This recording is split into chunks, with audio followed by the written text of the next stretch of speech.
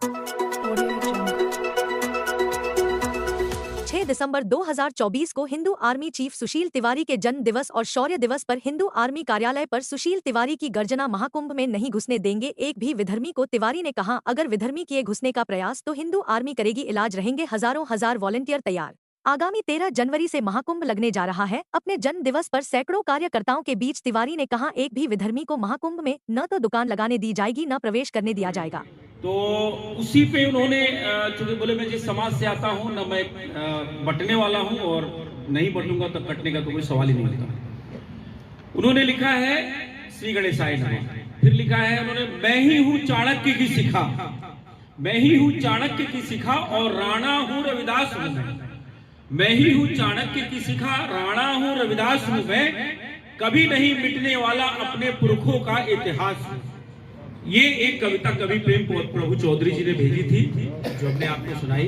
कविता सही लगी और लंबी कविता थी लेकिन हमने इसको समय के बाद। सुशील जी, आज 6 दिसंबर है, शौर्य दिवस मनाया जा रहा है और साथ ही संयोगवश आपका जन्मदिन भी है। आप जी क्या कहना चाहेंगे?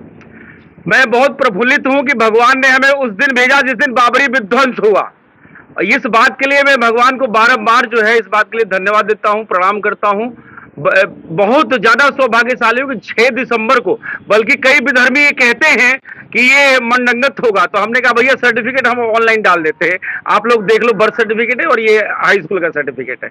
तो 6 दिसंबर शौर्य दिवस के दिन हमारा जन्म होना ये अपने आप में बहुत ही सौभाग्यशाली मैं अपने आप को इस बात के लिए समझता हूं। चूंकि आज जन्मदिन का मौका है, सभी कार्यकर्ता गण आए हैं, मीडिया बंधु आए हैं। 2-3 मुद्दों पे हमने आपसे बात करनी है। पहला मुद्दा है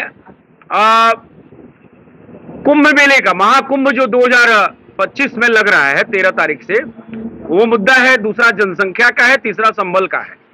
तो इस मुद्दे पे हम अपनी बात रखना चाहते हैं और हम चाहते हैं कि इस बात को प्रधानमंत्री मोदी जी तक आप पहुंचाएं कि प्रधानमंत्री मोदी जी के नेतृत्व में और आदरणीय योगी जी के नेतृत्व में उत्तर प्रदेश चल रहा है और मोदी जी के नेतृत्व में पूरा भारत चल रहा है।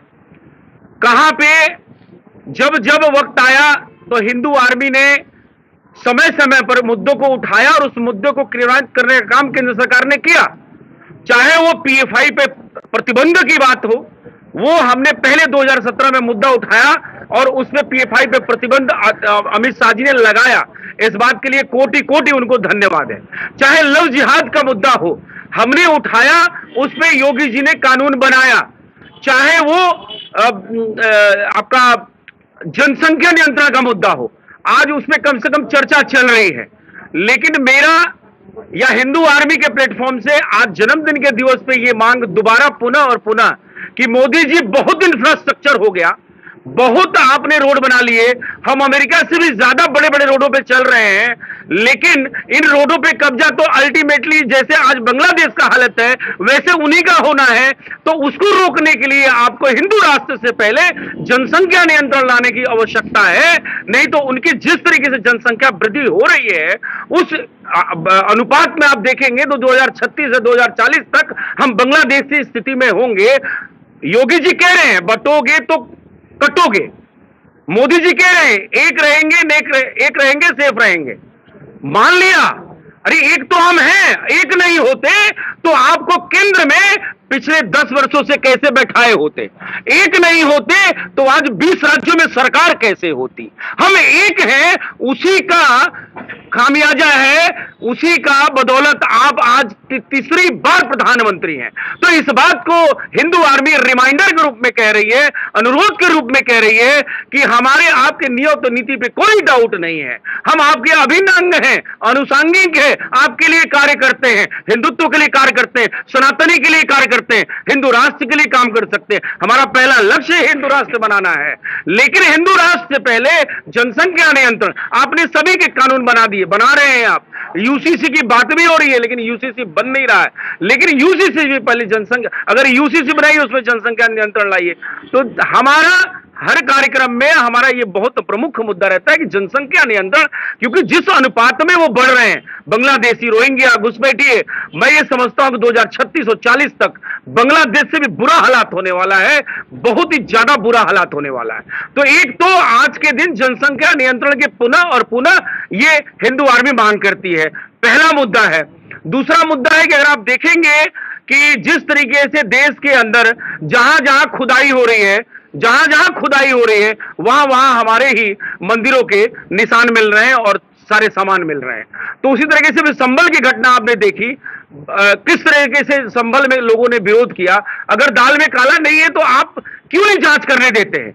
हम इसी तर्ज पे जो है, हमने विष्णु जैन से, हरिशंकर जैन जी से निवेदन किया कि लखनऊ का जो इमामबाड़ा है, वो इमामबाड़ा नहीं, हिंदू मत्स्य भवन है। लखनऊ का रूमी दरवाजा नहीं, श्री राम द्वार है। लखनऊ अपने आप में लक्ष्मणपुर है। तो हमने विष्णु शंकर जैन जी से, हरिशंकर जैन जी से निवेदन किया कि आप ही जैसा राष्ट्र का जो पुत्र है, जो आपने जन्म लिया है, कि सारा ये जितने भी बाबर और अकबर ने कब्जे किए थे उनको हटाने का, तो एक लखनऊ भी लक्ष्मणपुरी है, जहां पे हमारा हिंदू मत्स्य भवन है, जिनको श्रीवास्तव के पूर्वजों ने बनाया था। तो उसको भी इन मुगल के वंशजों से छुड़ाकर और हम हिंदुओं को सौंपने का कार्य करें।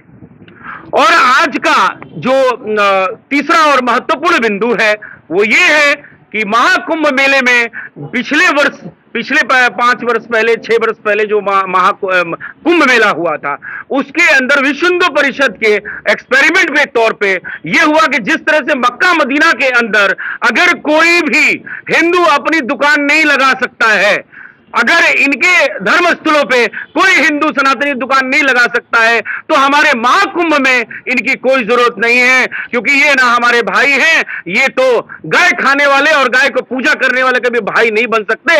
इसलिए जब हम धार्मिक तौर पे और पारिवारिक तौर पे, आत्मिक तौर पे, आध्यात्मिक तौर पे भाई नहीं है, तो व्यवसायिक तौर पे भी हमारा कोई भाईचारा का रिश्ता नहीं रहना चाहिए। इसीलिए हिंदू आर्मी ने अपने हजारों वॉलंटियर्स तैयार किए हैं कि महाकुंभ मेले में हम एक एक आधार कार्ड चेक करेंगे। अगर विधर्मी की, पहली बात तो विधर्मियों से निवेदन है कि आसपास भटके नहीं।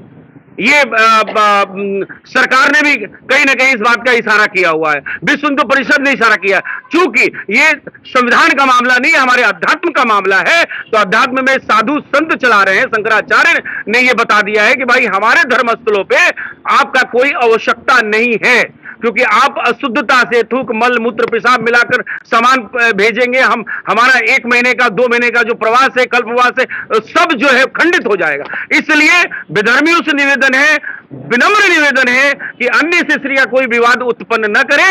आप हमारे महाकुंभ जैसे पवित्र स्थल पर, जो नया जिला योगी जी ने घोषित कर दिया है, उस जिले में आने का प्रवेश आपका वर्जित है।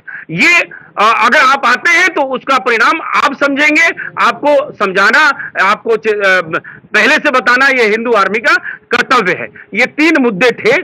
बाकी मैं बहुत बहुत धन्यवाद करता हूं हमारे संस्थापक अध्यक्ष रणधीर सिंह जी का, इन्होंने संस्थापक सुनील त्रिपाठी जी का, सतीश सन्ना जी का, जिन्होंने हमें कमान दी, अभी तक हमने संभाला। आज हमारे नवनियुक्त राष्ट्रीय कार्यकारिणी के पूर्णकालिक सदस्य सम्मिलित हुए हैं, शैलेश पाठक जी, इनका भी अभिनंदन करता हूं। साथ में हमारे अग्रज, हमारे अभिभावक, हमारे मुखिया बड़े भैया विनोद मौर्य जी हैं, राम जी हैं, राम यादव जी हैं, और हमारे मित्र नगेंद्र सिंह जी हैं। आप सभी का अभिनंदन करता हूं।